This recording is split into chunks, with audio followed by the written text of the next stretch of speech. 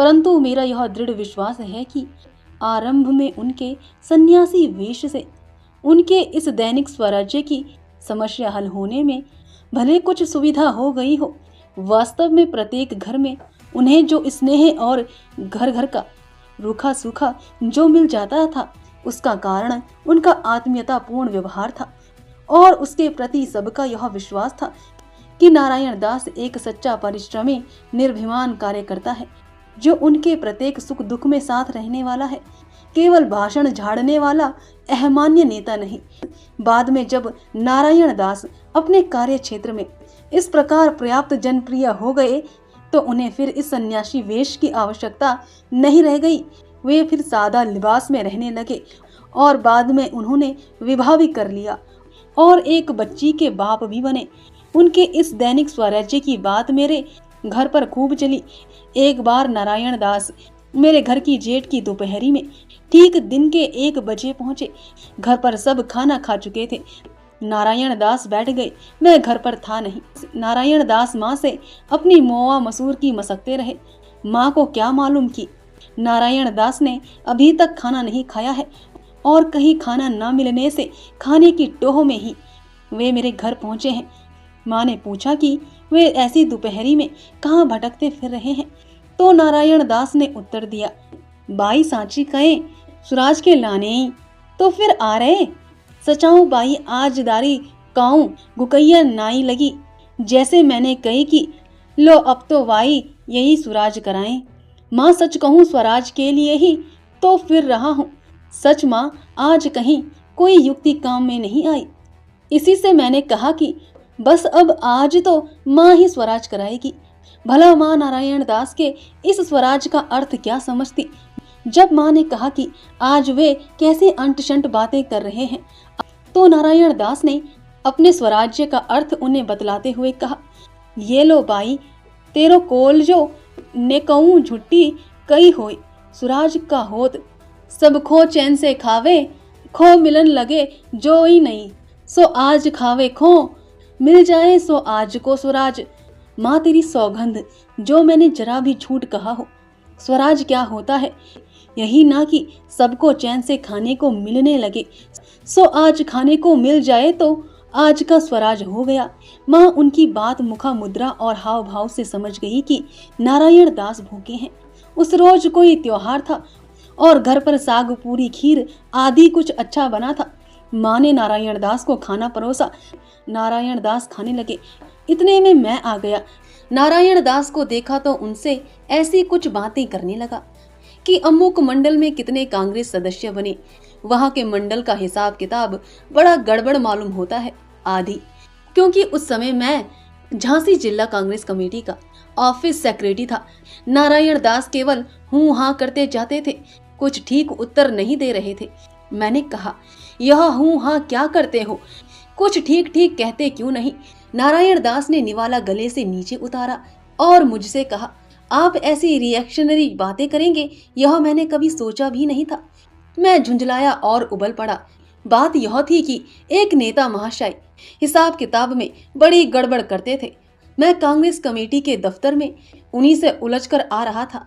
जब मैंने उन महाशय से इस संबंध में कहा था तो वे बोले, हम तो समझते थे कि तुम क्रांतिकारी हो, पर तुम तो बिल्कुल हिसाब किताब बनिया हो। एक एक कौड़ी का हिसाब मांगते हो। हिसाब किताब से कहीं क्रांति होती है? यहाँ तो देहात देहात में भटकते भूखे प्यासे मरते फिरते हैं और आप हैं कि एक एक कौड़ी का हिसाब किताब मांग रहे हैं। जरा देहात में फिर कर काम कीजिए तो पता पड़े। क्रांतिकारी की तरह रहा करो, बिल्कुल बनिया मुंशी जी मत बनो, एक एक पैसे के लिए गला पकड़ते हो। और अब यहाँ नारायण दास भी मेरी बातों को रिएक्शनरी बता रहे थे। मैं बिगड़ता रहा और नारायण दास मुस्कुराते और खाते रहे। माँ मुझ पर बिगड़ी और बोली, उसे खा तो लेने दे, फिर हो तेरा यह लेक्चर। नारायण दास जोर से हंसे और बोले, बाई लो तुम हो पक्की क्रांतिकारी। क्या आनंद से मेरा स्वराज्य हो रहा है और इसमें भगवान बाधा डाल रहे हैं। फिर मेरी ओर देख कर बोली, देख नहीं रहे हो, यह खीर, ये पूरी, यह पापड़, यह चटनी, यह रायता भले मानस। आज कांग्रेसी स्वराज्य नहीं, आपका पक्का पूरा प्रोलेटेरियन रेवोल्यूशन हो रहा है। और तुम अपनी बातों से इसका मजा बिगाड़ रहे हो। मेरे आज के स्वराज्य, स्वराज्य क्या, जो स्वराज्य तो रोटी दाल होती है। यह तो संपूर्ण श्रमिक महाक्रांति है। इसमें तुम्हारी बातें रिएक्शनरी हो रही हैं। इस पर मुझे भी हंसी आ गई और मेरा उबाल शांत हो गया। तब से मेरे घर में स्वराज्य शब्द भोजन का प्रायवाची बन गया। जब कभी मैं बिना खाना खाए घर से काम के लिए निकलने लगता तो माँ कहती, ए सुराज के ठरगजे, पहले घरे सुराज करे, जाओ तब फिरियो सुराज के लाने।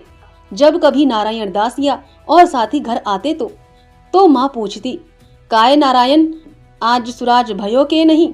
और नारायण दास 4-6 बासी रोटियां आम के अचार के साथ खा के पानी पी के कहते, बाई तेरी जय हो, तुम जियत रहियो, तुम्हें सुराज ना दिखाओ तो कुछो ना करो। अर्थात माँ तेरी जय हो, तू जीवित रहना, तुझे तेरे जीवन में ही स्वराज ना दिखलाया तो हम लोगों ने कुछ नहीं किया।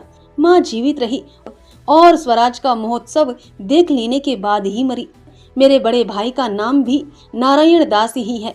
मरते समय माँ मेरी गोद में लेटी थी और कह रही थी, नारायण भगवान अब तो देख लाओ सुराज, अब अच्छी तरह रहियो। मैं तो आज डिग्री कॉलेज में लेक्चरर होकर अच्छी तरह ही हूँ, परंतु जिस नारायण ने उन्हें स्वराज्य दिखाने की प्रतिज्ञा की थी, वह ओरछा राज्य की गरीब किसान प्रजा के स्वराज्य के लिए राजशाही और जमींदार शाही के हथियारों के हाथ से गोली खाकर गिरा और फिर उनके द्वारा न जाने तलवार से न जाने कुल्हाड़ी से टुकड़े टुकड़े किए जाकर शहीद हो गया। वह कभी अच्छी तरह नहीं रहा, कभी अच्छी तरह नहीं रहा। नारायण दास खरे भी चंद्रशेखर आजाद की तरह ही एक जनपुत्र थे। अपनी राजनीति और अपना राजनीतिक दर्शन उन्होंने भी संघर्ष में रहकर उसी से सीखा था, कॉलेज या पुस्तकों से पढ़कर नहीं। उनके मन में अमूर्त सिद्धांत नहीं, अपने साक्षात परिचय की अपनी आत्मीय गरीब, अशिक्षित, कुसंस्कारग्रस्त, चिथड़े हाल भूखी जनता ही सदा रही। कांग्रेस में रहकर वे कई बार जेल गए, परंतु स्वराज्य के बाद जब उन्होंने कांग्रेस में पदों की छीना झपटी देखी और साथी कार्यकर्ताओं में भोग विलासमय जीवन की इच्छा देखी, तो उन्होंने कांग्रेस छोड़ दी और अपनी कमर अधिक कसकर, अपना झोला संभाल कर, अपनी किसी से उधार मांगी हुई खड़खड़िया साइकिल पकड़कर कम्युनिस्ट पार्टी में पहुंच गए। पहले नारायण दास खरे के हाथ में अब लाल झंडा रहने लगा। जब हैदराबाद का आर्य सत्याग्रह चला था तो नारायण दास उसमें भी चले गए थे। जब वापस आए तो मिले।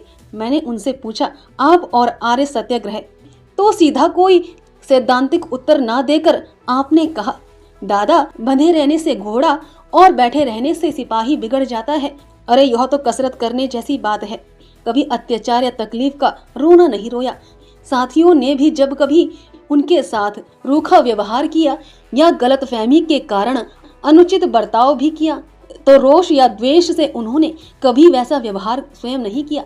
उनके प्रति किए गए अन्याय के लिए जब कभी मैंने संवेदना प्रकट की तो भी उन्होंने यही कहा कि भैया, कोई मिनिस्टर या एमएलए तो मैं हूं ही नहीं कि मुझे अपनी कुर्सी छिन जाने का डर हो। मेरा यह झोला और घर घर से मिल जाने वाली रोटियां सलामत रहे। इधर नहीं तो उधर, उधर नहीं तो और कहीं कार्य करता ही रहूंगा। और वे बराबर झांसी जिले में नहीं तो टिकमगढ़ राज्य के गांव में काम करते रहे और कार्य करते करते ही शहीद हो गए। टिकमगढ़ राज्य में कई बार जमींदारों और ठाकुरों ने उन्हें धमकाया और समझाया कि नारायण दास, बहुत बढ़ के बातें ना करो, इसी में भलाई है, नहीं तो ठाकुरों का गुस्सा जानते ही हो, किसी दिन तुम्हारी बोटी बोटी सियार खा जाएंगे। परंतु नारायण दास की कार्यशीलता में कोई अंतर नहीं आया। एक रोज बड़ा गांव से उन्हें एक अन्य गांव को जाना था, जहां उन्हें एक सभा में सम्मिलित होना था। साथियों को कुछ ऐसा मालूम हुआ कि नारायण दास के लिए मार्ग में खतरा है। उनसे बहुत कहा गया कि आज का अवसर टाल जाए, परंतु यह कहकर कि ऐसे अवसर टालने लगे तो फिर काम हो चुका। अपने लिए कोई बख्तर बंद मोटर गाड़ी आएगी तो नहीं, इस खड़खड़िया साइकिल पर ही तो घूमना है। और यह बात तो रोज की है। वे अकेले अपनी खड़खड़िया पर सवार होकर रात रहते ही बड़े तड़के चल पड़े और मार्ग में मार डाले गए। चंद्रशेखर आजाद देश की आजादी के लिए साम्राज्यवादियों की गोली खाकर शहीद हुए। नारायण दास गरीब किसान प्रजा की आजादी के लिए जमींदार राजशाही की गोली खाकर शहीद हुए। दोनों की शहादत मुझे एक सी ही लगी। चंद्रशेखर आजाद को कीर्ति अधिक मिली, नारायण दास खरे को कम, बहुत कम। यह केवल परिस्थितियों के फेर की बात है। कहावत है, जाति न पूछो साधु की। इसी प्रकार शहीद की राजनीतिक जाति भी नहीं पूछी जानी चाहिए। शहीद तो शहीद है, जिसके रक्त से स्वतंत्रता का पौधा पनपता है तथा अन्य आवश्यक शहीद उत्पन्न होते रहते हैं। शहीद तो खरा सोना है। परिस्थितियां कभी उस पर चंद्रशेखर आजाद का ठप्पा लगा देती है, कभी नारायण दास खरे का। भगवान दास माहुर।